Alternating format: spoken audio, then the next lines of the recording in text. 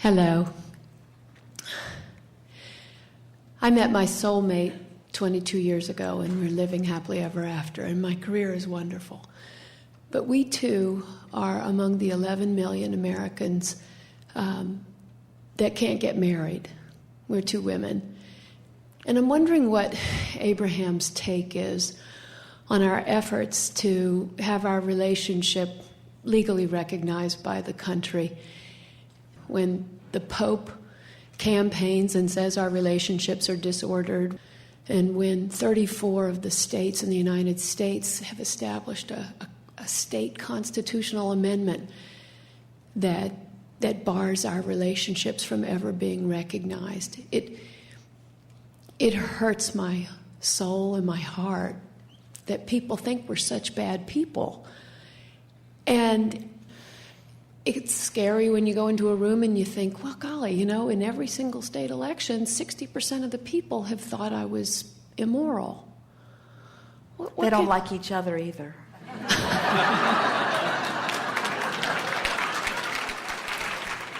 You see, what we want to say to you, because you ask us what we think, and our first words are, what anyone else thinks about what you're doing is irrelevant.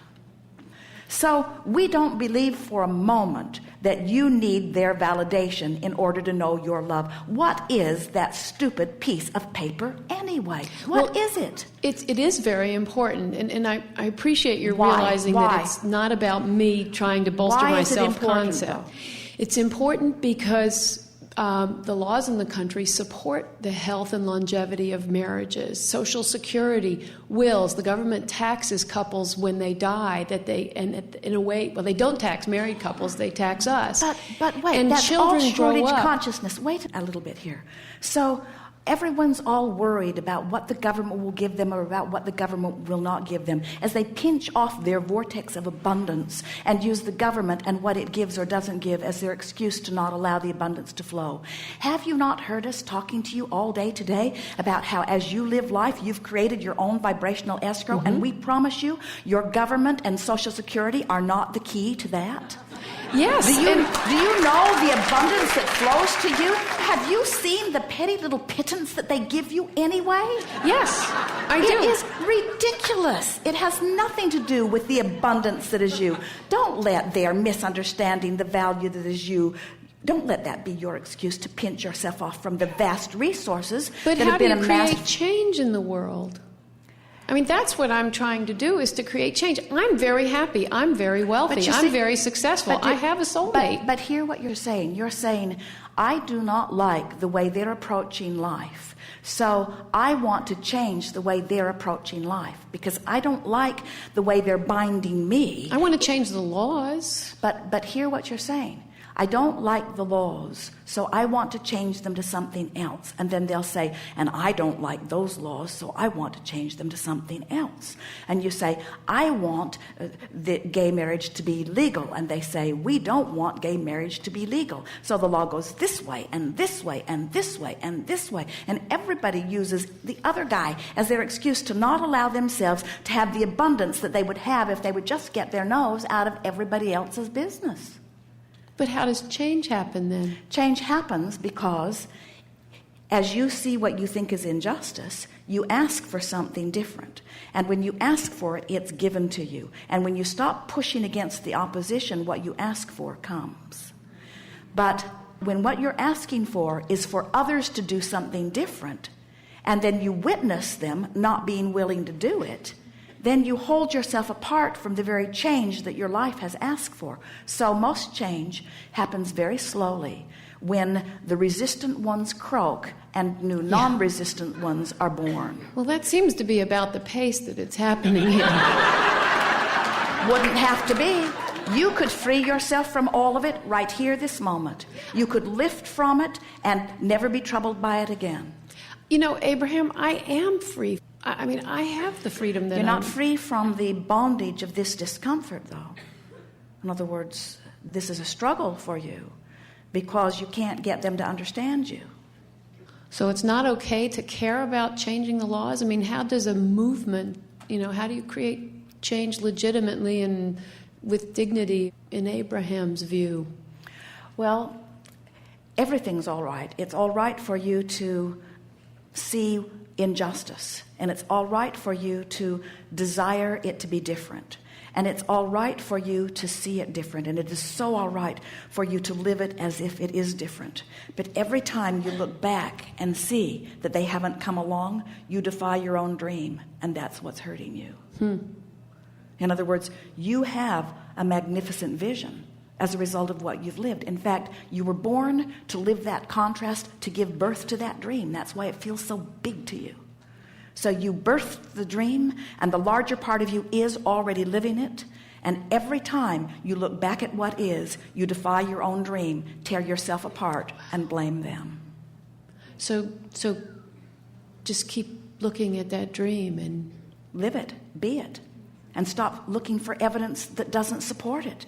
Every time you say 35 states and 47 this and 152 that, every time you count those things, you use that evidence to split yourself from your vibrational escrow.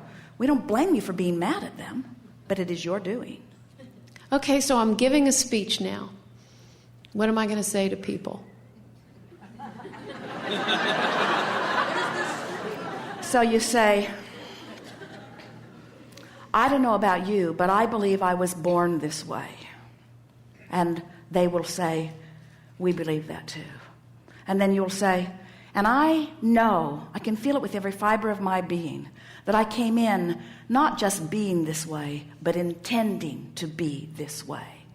I hit the ground running, and here I am.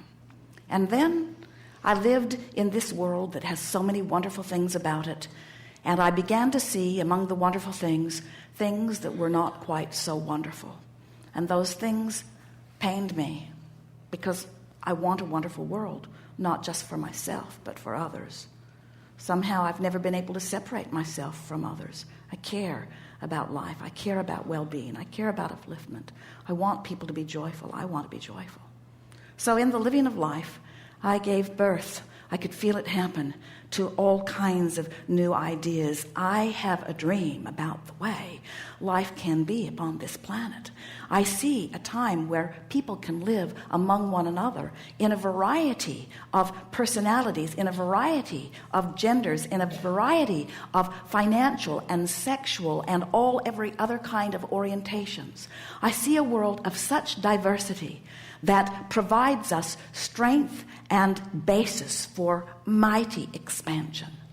I see a world where in our differences we find our true strengths. I see a world where as we come together in our differences, not agreeing with one another, but understanding that our differences provide the basis from which we all create, and that in this creation there is enough for all of us. I understand that this is a world of unlimitedness. I no longer believe in shortage. I no longer see limitations and lack. I now understand that people don't have to think what I think in order for me to think it, or be what I be in order for me to be it. I now understand that I am unlimited, and that all along that this dream that I have dreamed has been dreamed by others and has been lived by many, and I am now making claim to all of you that I intend to now live my dream. I am free to be as I be. I think the thoughts that give me the resonance of that, and I'm no longer going to ask the impossible of the world to come into alignment with what I want, because I don't want world alignment. I want diversity. The diversity is the basis of that which we are becoming. I need and want only alignment between me and my dream.